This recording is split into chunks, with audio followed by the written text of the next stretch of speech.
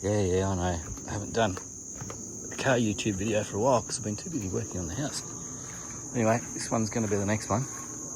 I've worked out exactly what's wrong with it, and it's mainly the brakes. So what that means is that I do have a new brake set up for it. Hang on, I'll come around.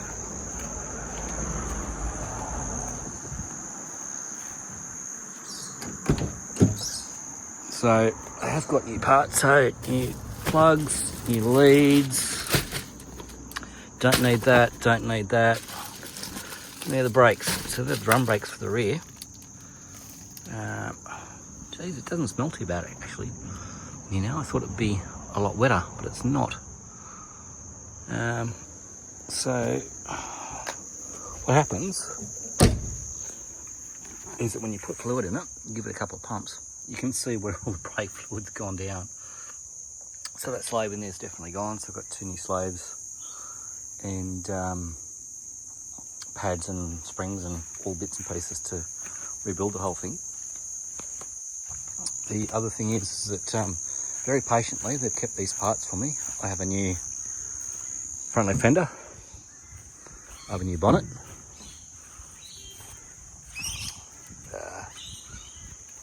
so I'm going to take those off, got to fit them on the new bonnet. I have a new fender here, guard. It's American, so I'll call it a fender. And so that door I'll be panel beating out.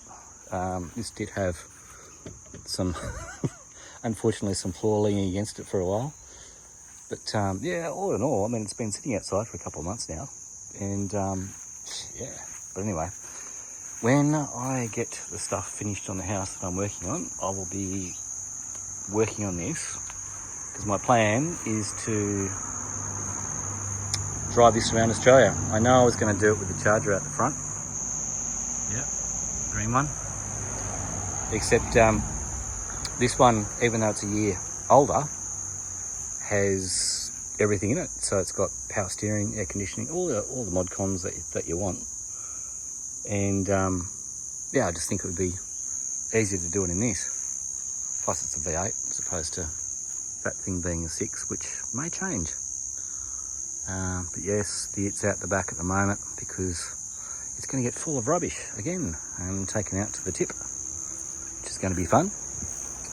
Then I've got to pick up some parts for this, and yeah, I just want to get the upstairs finished, and then when I do that, I'm going to take a break from the house and work on this little sucker and get you back on the road.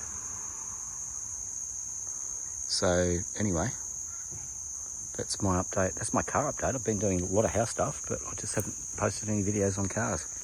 But yes, this thing will be back. But I can't just do one about the Mustang because predominantly I do work on Valiant stuff. So there's my new to me 4-speed, which is either going in the green one. No, actually it's not. That's going in the V8. Had a bit of a crisis of conscience about what I was going to do with this. So I made the rash decision of buying a V8, 318, a rebuilt 318 with a cam and all that sort of stuff for this one. But then I thought about it and I thought, whoa, yeah, this is a Charger XL originally. And this would have come with a 245 and a 3-speed, which it had a 265 and a 3-speed in it when 3-speed's still in it when I first bought it. And it ran, drove, just smoked a lot. Anyway, I sold that motor, and then I got all the RT stuff for it, and I got a couple little gems lying around. So even though I had a set of Webers for it, these ones are actually the original Italian ones, not the Spanish ones. So these are Rigididge, and I'm very happy to have picked those up. So the school of thought now is to put the rebuilt 265, and I do have a 71 265. It's the one sitting over there on the stand. stubbornly refusing to give up its pistons, which is a pain in the ass. So the thought now is to, well, I've got the RT dash, you can see that in there. And then I was experimenting with literally leather covering the pad. So that's proper leather. So that's what I'm experimenting with. I did get the original racing spoilers for it as well. So every man and his dog's been asking me to do something about getting a mould and being able to sell those. The other thing is I do have, don't you probably remember, yeah, there's more stuff in here. So I do have a set of Charger seats for sale, which if someone asks me about them, then I will put them up. These are the recovered ones for the VH. That's all, you know, they're just ready to go in. And I do have a spare bumper. There's the tail shafts. That's actually a specially made tail shaft for the 265 with the 4-speed. Then I've got their Porsche wheels, their Zenke's, and in that box down there I have polished W35s to go on it, which I'm pretty happy about. And there's another dash. That's a VH dash, which is seen better days, but it is what it is. And yeah, there's a set of other Webbers that I had. And I've got the original driving lights for an RT as well, plus the driving light switch. So what I've got to do is I've got to finish off this bloody house. And oh yeah, no, that's the other thing. There's more gearboxes there too. So I've got a couple more 4-speeds. Don't trip over and die. So I've got a couple more 4-speed gearboxes down there. Picked them up as a job lot. So it's a wide ratio one. Not sure what that one is. And then there's a Ford. And there's an FMX over there.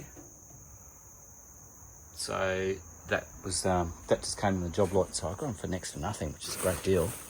So then I got a couple of grills for the VH. That one with the badge on it, just come off. But then upstairs I have an RT grill, which I'm very happy about finding. But yeah, as I said, it's just a question of there's the dash arounds and blah blah blah. So I've got all the bits and pieces to do this car.